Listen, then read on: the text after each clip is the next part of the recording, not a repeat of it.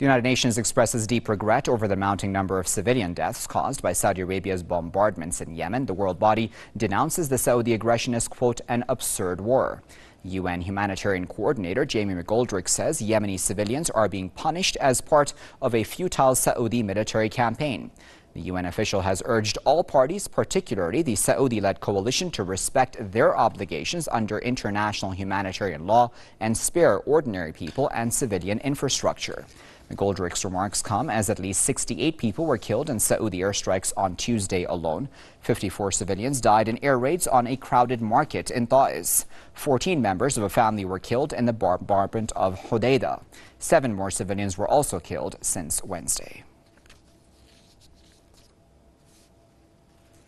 Joining us live now from London is Shabir Hassan Ali, who is an activist and political commentator. Shabir, what do you make of the United Nations seemingly finally waking up and being honest about what's really going on in Yemen, calling it an absurd war, saying that this shows disrespect for human life?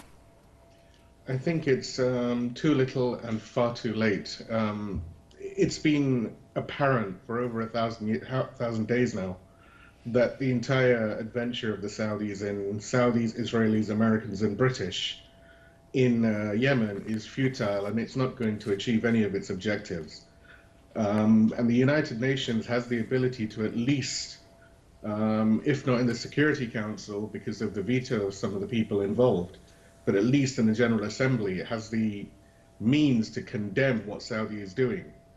Unfortunately, it still doesn't do that. It makes these token, even if you look at the statement of Jamie McGoldrick, it says that, you know, they're urging all parties, and yes, they've said particularly the Saudi-led coalition, to respect their obligations.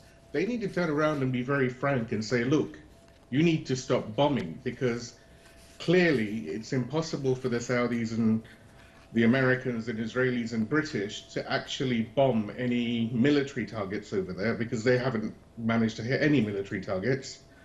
And instead they punish the people. And this is a war crime. It's a crime against humanity. And there should be proceedings being put in place, and as far as I know there are, to start taking some of these people to the War Crimes Tribunal.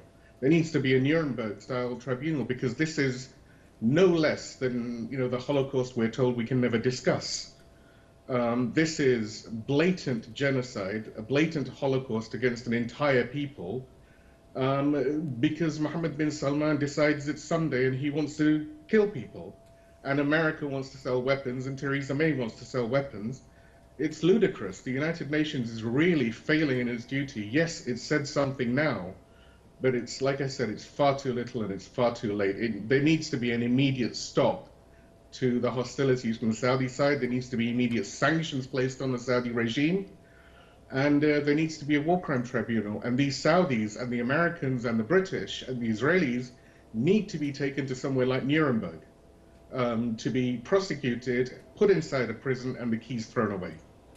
We have about a minute left, Shabir. I'm wondering, do you have any hope that the West will wake up and do the right thing here? Because, you know, even in Western countries now, there is honest talk about the fact that Saudis are breaking international humanitarian law.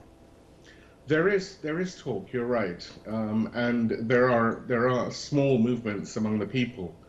But I feel that it's similar to what was happening in Gaza back in 2008, 2009 and 2014, where you had, you know, clear, vagrant, crimes against humanity happening, and the world is just sitting around, you know, twiddling its proverbial thumbs. You've got some people turning around saying, oh, this is really bad.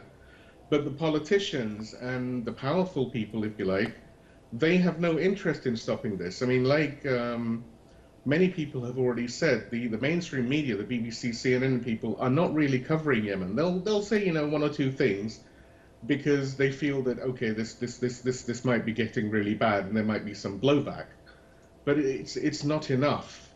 There needs to be a move by, you know, the civilized people of the world to actually enact war crimes tribunals. There needs to be a movement to put together a legal case. And these people that are committing these crimes, like Mohammed bin Salman, like, for example, Trump, like Netanyahu, right, like Theresa May, they need to be taken, arrested, and put inside prison for crimes against humanity. And then there needs to be full reparations on Yemen, because this is disastrous what's happening. And unfortunately, I believe that people don't really seem to care about Yemen, or the mainstream media don't seem to care about it, because Saudi is too big a partner, too strong a partner for the Western Zionists, if you like, which control everything anyway.